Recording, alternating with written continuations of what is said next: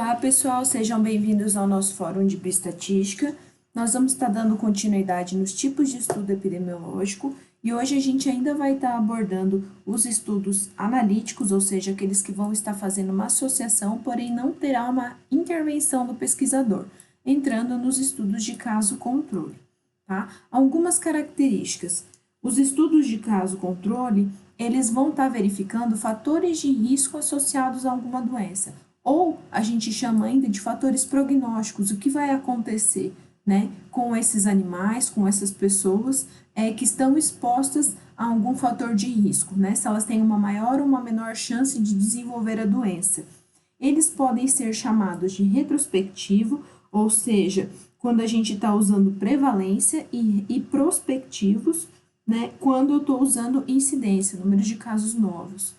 Né? Como que ele funciona? As pessoas que vão ser escolhidas primeiro vão ser aquelas que têm uma doença, né, que a gente chama de casos, e vão ser comparadas com um grupo semelhante, por isso que a gente diz que esses casos têm que ser pareados, né, pelo mesmo sexo, pela mesma idade, pelos mesmos fatores. A única diferença é que esse indivíduo, os controles, eles não apresentam a doença, né, para ver se esses fatores de risco vão predizer alguma coisa.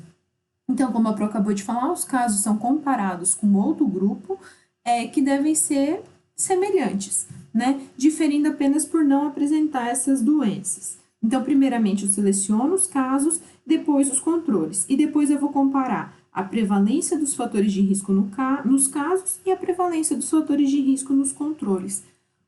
No que ele é utilizado, né? Ele é muito utilizado para doenças de baixa incidência. Isso quer dizer o quê, né? Doenças raras, com um número pequeno, tá? Eles vão estar facilitando o estabelecimento de medidas de controle, né? Então, a gente vai conseguir controlar algumas variáveis, apesar de ele só estar fazendo associações, tá? Não se esqueçam. Então, ele vai ser utilizado para identificar algumas fontes de infecção, ainda vai ser utilizado para identificar alguns veículos que transmitem doenças. Tá? Quais são os pontos positivos desse tipo de estudo? Né? Eles são rápidos, de baixo custo, né? Eles vão estar levantando hipóteses, né? Eles vão poder medir o prognóstico das doenças, o que vai acontecer com esses indivíduos expostos, vai estar investigando os fatores de risco, tem um alto poder analítico, quer dizer o quê? Que eu vou poder verificar, vou poder analisar muitos fatores de risco, né? Então, o pesquisador, ele tem essa facilidade. E ele ainda pode estudar doenças raras. Algumas desvantagens, né? Ou pontos negativos em relação ao estudo de caso-controle. Ele não vai fazer um acompanhamento, não é uma corte, que é o nosso próximo tipo de estudo, tá? Ou seja, ele é um estudo em um único momento, ele não realiza intervenção, né? Então a gente não consegue ver a causa, a gente só vê hipóteses, a gente não avalia o risco, né? A gente só faz as associações, e existem alguns vieses, né? Principalmente de encontrar esse grupo controle de forma pareada, que seja o mais próximo possível, né? Em relação aos que têm a doença, podem apresentar dados incompletos por ser retrospectivos. Retrospectivos são os mais utilizados, tá? Quando eu estou falando em estudo de casos, controles, e ele não avalia a frequência, tá? Então, quando eu estou falando em parear, só para deixar bem claro novamente, é pegar um grupo semelhante aos doentes, quanto idade, sexo, inclusive condições socioeconômicas, todos aqueles preditores, né? Todos aqueles determinantes de saúde que a gente viu no início do ano, tá? A escolha desses casos, eles têm que ser bem delimitados, tem que ter uma análise criteriosa em relação aos exames clínicos, exames laboratoriais, identificar o estado da doença que o paciente, né, que o doente já se encontra, e definir aonde que vai ser pegado esses dados, né, a fonte desses dados, tá? O produto final de um estudo de caso, a gente chama de razão de chance, né? Também chamada de odds ratio. Só que para vocês verem as etapas, né? Primeiro a gente vai então estabelecer uma população, os critérios de inclusão e exclusão, achar os casos, selecionar os controles e medir a exposição. Como que vai ser essa medida? Por meio, né, da odds ratio, que a professora acabou de falar, que é uma estimativa da associação entre cada variável preditora por uma estimativa da presença da doença, tá? Então, eu vou estar verificando a associação entre cada variável preditora e a presença ou ausência da doença. Existem alguns outros testes que podem estar fazendo isso, tá? Como o Q quadrado para dados normais, que a gente vai ver aí ao longo desse bimestre.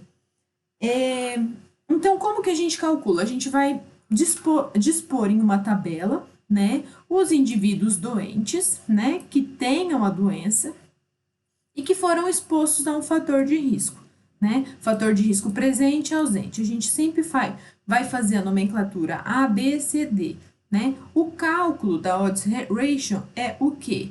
Né, é A vezes D dividido por C vezes B.